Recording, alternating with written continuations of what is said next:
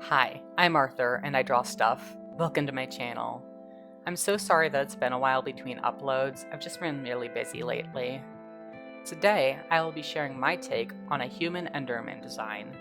I've seen a few different takes on this and felt inspired to give it a shot myself, taking some inspiration from the designs that I saw in passing. I decided that I agree with the headcanon that an Enderman would be a tall, black person. In this case, drawing them as a more masculine character, but I feel like a more feminine look would also be fun to play around with. Starting with the sketch, as you can tell, I'm going for a tall and lanky silhouette to evoke the height of the mob in-game, especially emphasizing the legs. I tend to struggle with standing poses because of the perspective and proportions, but I think this one came out alright. I even decided to use this drawing as a mini study, referencing the way that shoulder and arm muscles work, as well as the basic shape of the pelvis. I really need to get better at doing more studies, but I think using references really helped out in this case. Since Endermen are known to pick up blocks and sometimes even flowers, I thought I would sketch them holding a lily of the valley, choosing it specifically because I knew it would make for some strong contrast between their skin tone and outfit later on in the process. When sketching the outfit, I decided to take inspiration from classic butler attire instead of a tuxedo or classic suit. I'm not really sure why, but I just felt it would be a better fit for the character. I did reference a few images for the outfit, but I'm sure I still made some mistakes. Looking back at it now, I think that adding some straight seams along the pant legs and the side of the vest would have helped a lot with the structure of the clothing. But I'm pretty happy with the results, regardless. Moving on to the liner, I decided to go back to just using the pencil brush because I prefer how it makes the final illustration look. I had fun experimenting with the copper golem and drawing them using the smooth pen brush, but I personally feel like the pencil brush just fits my style better and allows me to be looser with my lines to give them more character. What do you guys think? Do you prefer the cleaner liner of the pen brush or the more loose, textured style of the pencil brush? I'd love to hear your thoughts in the comments on that. For me, it's more of a piece-by-piece thing. Sometimes clean liner is necessary for the intention and feel of a piece, while more textured liner can work better in other pieces.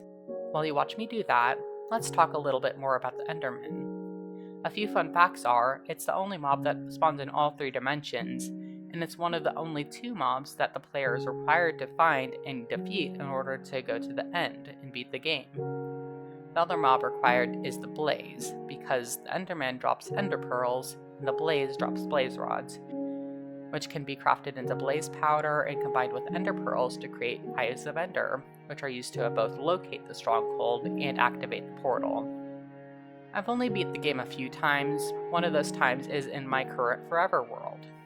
Getting back to talking about the drawing, coloring this piece was relatively easy when it came to the skin and hair, but surprisingly difficult when it came to working on the clothing. Black fabrics are more often than not a struggle for me normally, but in this case I decided to go black on black with the outfit, using purple and green as the accent colors. I think it turned out alright in the end, but I do wonder if there was another solution that I just didn't think about. For the smaller details of the outfit, I decided to make all the buttons on their vest, the cuff of their sleeve, and even the piercing green to turn it into Eyes of Ender later, as a small nod to the Enderman's role in the game. When shading, I tried a slightly different technique, especially with the skin this time. Instead of just using one highlight and one shadow color, I added a more saturated red for the edges of the highlights and a saturated blue in the deep part of the shadow. This helped add more depth to the skin and made it feel slightly more realistic. I also used a soft light layer instead of an overlay layer for my highlight color because of the darker skin tone, and it worked out quite well in my opinion. The primary reason I added the red tone is because it helps mimic an effect known as subsurface scattering, where the light passes through the skin, reflecting the red blood underneath back.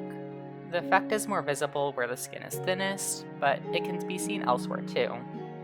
Adding blue to the shadow also helps mimic the way that light bounces off surrounding surfaces, and since the primary color from light outside comes from the sky, That makes the shadows appear cooler, and more often than not, more blue, especially on darker colors of skin.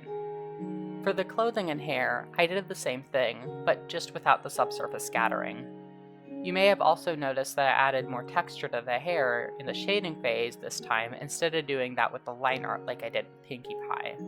To do this, I used a pointillism brush, both painting and erasing with it to give a fuzzy texture. I think this worked out well.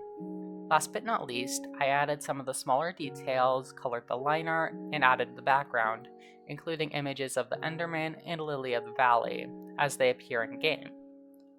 I really like how everything turned out in the end, and I hope you do too.